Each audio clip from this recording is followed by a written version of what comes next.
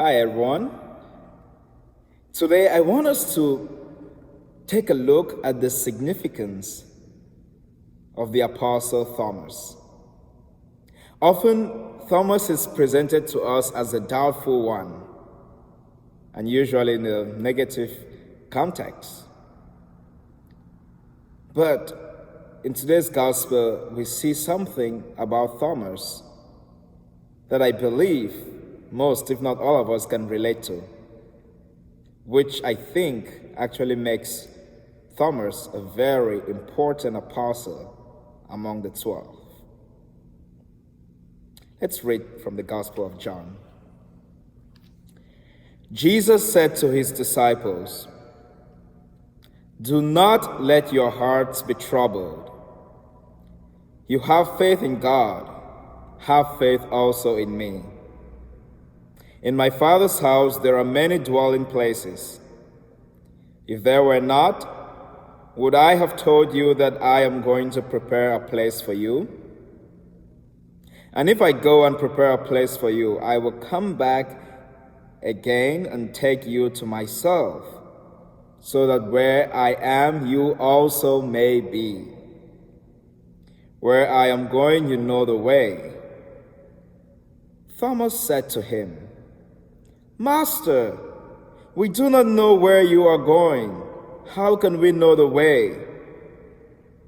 Jesus said to him, "I am the way and the truth and the life. No one comes to the Father except through me." The Gospel of the Lord. Usually in a classroom, we encounter a variety of students. There are some who are always very eager to ask questions to the professor. Sometimes their fellow classmates might find that annoying, and unfortunately, sometimes the teacher himself or herself might find the students' questions annoying. There are some who are probably just like sponges that just soak in everything the professor is saying. There are others who probably just sit and they're clueless, they don't know what is going on. There are probably some who have a billion questions, but they're shy to ask the professor. There's some who are probably just so proud that they might not get something a teacher is saying, but would rather remain quiet than let others know that they are not understanding what a professor is saying. And there's some that regardless what others might think or say, they will still ask their questions. I think that among Jesus' disciples, we might encounter this same variety of students. I could immediately say off the bat that Peter is probably that apostle that gets almost everything that Jesus is saying. I mean, he's the one that declared Jesus as the Messiah when he asked, "Who do you people say that I am?" Peter was the one who knew the right answer, who said, "Lord, you are the Messiah, the Son of the living God." John is probably that apostle that is always sitting up front and listening and soaking in everything, absorbing everything that Jesus is teaching. Thomas, which is a character I want us to focus on today, is that apostle, is that student that often asks the questions. Sometimes the others might be looking at him like, well, if it's not Thomas again with his hand up, who else will it be? Thomas is the one who is always asking questions. Thomas is the one who is always doubting stuff. In today's gospel, after Jesus gives a teaching, Jesus tells his apostles, "Do not let your hearts be troubled. You have faith in God, have faith in me also." And he says that he is going to prepare a place for us. so that where he is, we too may be. And Thomas says, "But Lord, how can we follow you where you're going if we do not know the way?" This might come across as a simple question, but it is very profound. Some of the disciples might be looking at Thomas and saying, "Wow, so Jesus has been teaching us all this while and you don't realize that he is the way?" Maybe among that same group of apostles, there are some like Thomas who have no clue, who do not know what the way is, who do not even realize that Jesus is the way. But they are not courageous. They're probably shy. They're probably proud because they don't want to be embarrassed. And they'll rather stay quiet. But Thomas is the one who is courageous enough. Thomas is the one who is not bothered by what the others will think or say about his question. He is the one who asked the question to the Lord.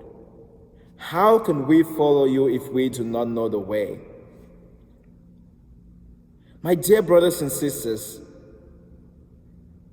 some of us probably relate to Thomas. That there are times that we hear the teachings of the Lord and we don't fully grasp the meaning. We don't fully get what it says. There are times that the priest might give a homily and we don't get it. There are times that a catechist might give us a teaching in class and we don't get it. There are times that we read the scripture and we don't get something. But in today's gospel, we see that Jesus does not dismiss any question. Jesus does not dismiss Thomas's question. The question that Thomas asked was profound, and Jesus took it seriously. And Jesus gave Thomas the answer. Jesus said, "He is the way, the truth, and the life." Now imagine if Thomas did not ask this question. I don't think I would have immediately known that Jesus is the way. We only get to know that Jesus explicitly says that he is the way, the truth, and the life after Thomas asks this question. And it's the same thing. Sometimes in class, it is only when a fellow peer asks a question and the professor gives an answer that we're like, "Oh, now that makes sense."